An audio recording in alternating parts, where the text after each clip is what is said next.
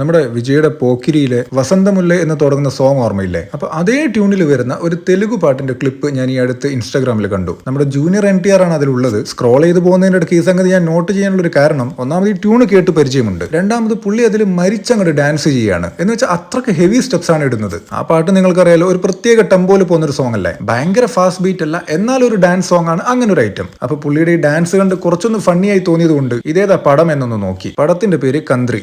ഏതാണ്ട് ആ കാലഘട്ടത്തിൽ ഇറങ്ങിയ കുറച്ച് NTR മൂവീസ് ഒക്കെ എനിക്കറിയാം, ലൈക്ക് രാമയ്യ വാസ്തവയ്യ, രബാസ, ശക്തി, ബാദ്ഷാ, ഊസരവള്ളി, ഇതൊക്കെ. പക്ഷെ അക്കൂട്ടത്തിലൊന്നും ഞാൻ കേട്ടിട്ടില്ലാത്തൊരു പേരായിരുന്നു ഈ കന്ത്രി. അപ്പൊ ഇത് ഏതാ ഈ പടം, ഇത് എങ്ങനെ ഇരിക്കുന്നതെന്ന് അറിയാൻ വേണ്ടി ചുമ്മാ ഒന്ന് യൂട്യൂബിൽ നോക്കി. അപ്പോഴാണ് അതിന്റെ കമന്റ് ബോക്സിൽ മൊത്തത്തിൽ ഞാനൊരു കാര്യം കാണുന്നത്. അതായത് ഇത് മഹേഷ് ബാബുവിന്റെ പോക്കിരി പോലെ ആക്കാൻ ശ്രമിച്ച് അത് തന്നെ സീൻ ടു സീൻ കോപ്പി ചെയ്യാൻ ശ്രമിച്ച് ദാരുണമായി പരാജയപ്പെട്ട ഒരു സിനിമയായിരുന്നു ഇതെന്നാണ് ആ കമന്റ് ബോക്സ് മൊത്തം. അപ്പൊ അത് കണ്ട് ഇൻട്രസ്റ്റിംഗ് ആയിട്ട് ഞാൻ ഈ പടം മൊത്തം ഇരുന്നൊന്ന് കണ്ടു. എന്താ പറയാ, നമ്മൾ ഈ ബാലേട്ടൻ ബസ് കണ്ടക്ടർ സിനിമകളുടെ സിമിലാരിറ്റിയെ കുറിച്ച് പറയാറില്ലേ, അതിന്റെയൊക്കെ മേലെ നിൽക്കും ഇത്. മഹേഷ് ബാബുവിന്റെ പോക്കിരി ഇറങ്ങുന്നത് 2006, അത് വിജയ് ഒഫീഷ്യലി തമിഴിൽ റീമേക്ക് ചെയ്യുന്നത് 2007, ആൻഡ് അതേ സംഗതി തെലുങ്കിൽ ഒരു ഫ്രീ മേക്കായി കൊണ്ടുവന്ന് NTR ചെയ്യുന്നത് 2008. അപ്പൊ എന്താ ഈ രണ്ടു പടവും ഇങ്ങനെ സിമിലർ ആണെന്ന് പറയുന്നതിന്റെ ഒരു പെർഫെക്റ്റ് എക്സാമ്പിൾ ഞാൻ കാണിച്ചു തരാം. ഈ സീൻ ശ്രദ്ധിച്ചോ? പ്രകാശ് രാജ് ഒരു കോട്ടും സൂട്ടും ഒക്കെ ഇട്ട് ഒരു സ്ത്രീയുടെ കൂടെ അവിടെ ഇരിക്കുന്നു. ആ സ്ത്രീയെ ഒരു ഉപകരണമായിട്ടാണ് അയാൾ കാണുന്നത്. ഓപ്പോസിറ്റ് ഷർട്ടിന്റെ മേലെ ഷർട്ടൊക്കെ ഇട്ട് നമ്മുടെ നായകൻ ഇരിക്കുന്നു. ഇവര് തമ്മിൽ അവിടെ ഒരു ഡയലോഗ് ബാറ്റിലാണ് നടക്കുന്നത്. അപ്പൊ ഒറിജിനൽ തെലുഗു പോക്കിരിയിലെ ഡയലോഗ് എനിക്കറിയില്ല, പക്ഷെ തമിഴ് വെർഷനിൽ ഇതേ സീനിൽ വെച്ചാണ് പ്രകാശ് രാജ് വിജയോട്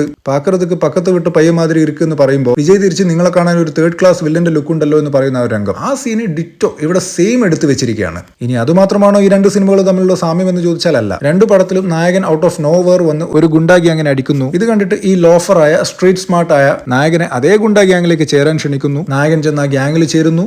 ആ ഗ്യാങ്ങിന്റെ ഇന്റർനാഷണൽ ലെവലിലുള്ള ഹെഡാണ് പ്രകാശ് രാജ്. കാര്യം നായകൻ ഔട്ട് സ്പോക്കണും ഓവർ സ്മാർട്ടും ഒക്കെ ആണെങ്കിലും അയാളെ കൊണ്ട് കാര്യമുണ്ട് എന്നുള്ളത് കൊണ്ട് അയാളെ ഗ്യാങ്ങിൽ നിലനിർത്തുന്നു. എന്നാൽ യഥാർത്ഥത്തിൽ നായകന്റെ ഉദ്ദേശം മറ്റൊന്നായിരുന്നു. വില്ലന്മാരുടെ ഗ്യാങ്ങിൽ ഇൻഫിൽട്രേറ്റ് ചെയ്ത് അത് മൊത്തത്തിൽ ഡിസ്മാന്റിൽ ചെയ്യലായിരുന്നു പുള്ളിയുടെ പ്ലാൻ. ഇത്രയും നേരം ഞാൻ ഈ പറഞ്ഞത് രണ്ട് പടത്തിലും ആപ്ലിക്കബിൾ ആണ്. ഇനി ക്ലൈമാക്സിൽ ദൈവമേ ഇയാൾ ഇനി പോലീസുകാരനായിട്ട് തന്നെയാണോ വരുന്നത് എന്ന് പ്രതീക്ഷിച്ചിരുന്നപ്പോൾ അതല്ല. പക്ഷെ അതിന് പകരം അവർ ഉപയോഗിച്ച ആ ഒരു റീസൺ, അതും ഒരു അതിരപ്പഴസാന തെലുഗു ടെംപ്ലേറ്റ് ആണ്. നായകന്റെ ഫാമിലിയും വില്ലനും പഴയ ഫ്രണ്ട്സ് ആയിരുന്നു, എന്നാൽ വില്ലൻ അവരെ ചതിക്കുന്നതായിട്ടുള്ള ഒരു സംഗതി. ഈ ഒരു സംഗതി നമ്മൾ അല്ലു അർജുന്റെ പടത്തിലും രാംചരന്റെ പടത്തിലും ഒക്കെ കണ്ടിട്ടുണ്ട്. അങ്ങനെ ഒടുക്കം പടം മുഴുവൻ കണ്ടു കഴിഞ്ഞപ്പോൾ ആ കമന്റ് ബോക്സിൽ വായിച്ചത് ശരിയായിരുന്നു എന്ന് എനിക്ക് മനസ്സിലായി. പോക്കിരി എന്ന പടം തെലുങ്കിൽ ഒരു ഇൻഡസ്ട്രി ഹിറ്റായി മാറിയപ്പോൾ അതുപോലൊരു care free, I don't care ആറ്റിറ്റ്യൂഡുള്ള ഒരു നായക കഥാപാത്രം, അതുപോലൊരു വില്ലൻ, അതുപോലൊരു സ്റ്റോറി ലൈൻ എന്നൊക്കെ വേണമെന്ന് NTR പറഞ്ഞപ്പോൾ എന്തിനാ അതുപോലെ, അത് തന്നെ എടുത്തങ്ങ് തരില്ലേ എന്ന് പറഞ്ഞ് സംവിധായകൻ മെഹർ രമേഷ് ചെയ്തൊരു ചിത്രം, അതായിരുന്നു കന്ത്രി.